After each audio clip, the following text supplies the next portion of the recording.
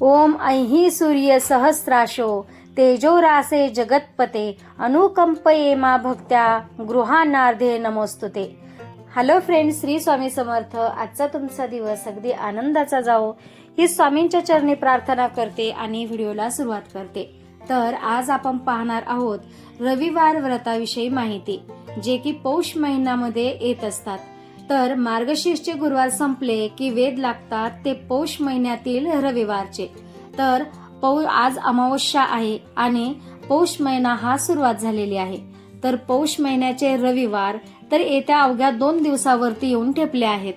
तर पौष महिन्यामधले जे रविवार आहेत हे भरपूर असे यांचं महत्व असतं, कारण या महिन्यामध्ये सर्व सुवासिनी जे असतात तर त्या उपवास पकडत असतात, कारण याला संक्रांतीचा महिना असं देखील म्हटलं जातं.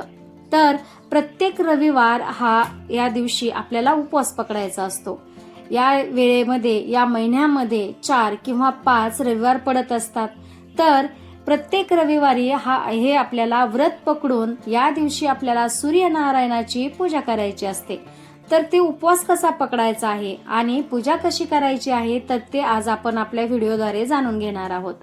तर हे रविवार आपल्याला पौष महिन्यामध्ये आपल्याला रविवारचे उपवास हे पकडायचे असतात. तर दिवसभर आपल्याला व्रतस्थ राहायचं आहे. या कालावधीमध्ये तुम्ही साबुदाणा खिचडी किंवा फळ फ्रूट तुम्ही ग्रहण करू शकता. आणि उपवास कोणत्या वेळेला सोडायचा तर आपल्याला उपवास 6 वाजल्याच्या पहिले सोडायचा आहे. म्हणजे काय की सूर्य मावळायच्या अगोदर आपल्याला उपवास सोडायचा आहे. सूर्य असतानाच उपवास सोडायचा आहे, मावळल्याच्या नंतरून उपवास सोडायचा नाही. त्यानंतरून मग तुम्ही उपवास सोडल्याच्या नंतरून मात्र काही खायचं प्यायचं नाहीये. तुमचा उपवास त्याच टायमाला सुटतो. तर दिवसभर असं व्रतस्थ राहून या प्रकारे आपल्याला उपवास करायचा आहे.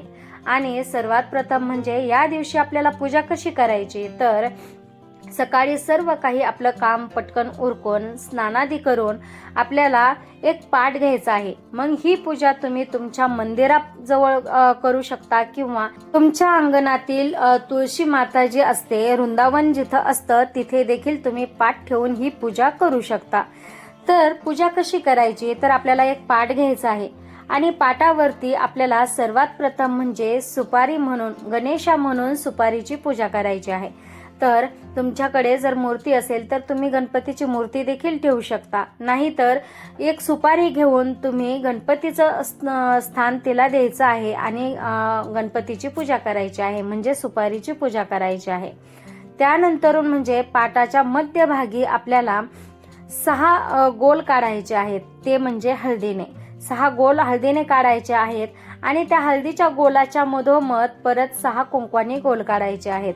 तर असे काही ठिकाणी या पद्धतीने सूर्य बनवला जातो किंवा काही ठिकाणी पांढऱ्या रांगोळीने देखील सूर्य पाटावरती मध्यभागी बनवला जातो. तर तुमच्या इकडे पद्धत कशी आहे त्या पद्धतीने तुम्ही सूर्य बनवायचा आहे.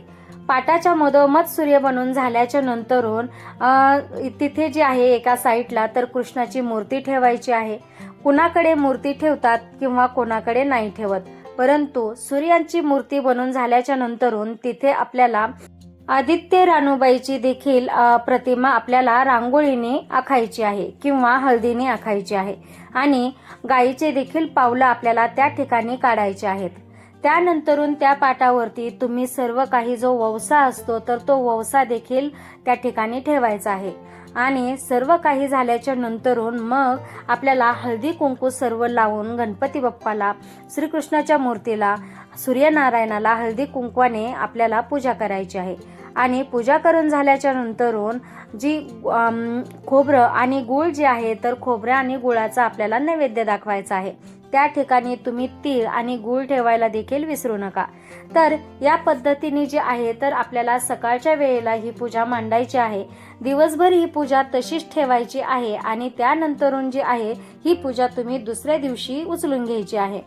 तर ही पूजा जी आहे तर सर्व सुवासिनी करत असतात. आपल्या पतीच्या दीर्घ आयुष्यासाठी ही पूजा करत असतात आणि सूर्यनारायणाला आयुष्य आपल्या पतींसाठी मागत असतात. सर्व पूजा झाल्याच्या नंतरून आपल्याला आदित्य रानूबाईची जी कथा असते तर ती अगदी छोटीशी कथा असते, ती कथा देखील आपल्याला वाचायची आहे.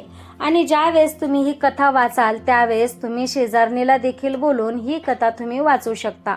ज्यावेळी पौष महिना सुरुवात होते पौष महिन्याला, त्याच्या पहिल्या दिवसापासून तर पौष महिन्याच्या शेवटच्या दिवसापर्यंत अगदी सकाळी सकाळी ज्या वेळेस आपण उठतो त्यावेळेस आहे तर सर्व थोडंसं काम आपलं सडा रांगोळी झाल्याच्या नंतरून, स्नान झाल्याच्या नंतरून आपल्याला सर्वात प्रथम म्हणजे तुळशी मातेला हळदी कुंकू लावायला बिलकुल विसरायचं नाहीये. आपण दर दिवशी तर हळदी कुंकू देवीला लावतोच, तुळशी मातेला लावतो, पाणी देखील घालतो, परंतु या टायमामध्ये जे आहे तर लवकर उठून आपल्याला तुळशी मातेला पाणी घालून हळदी कुंकू लावायचं असतं.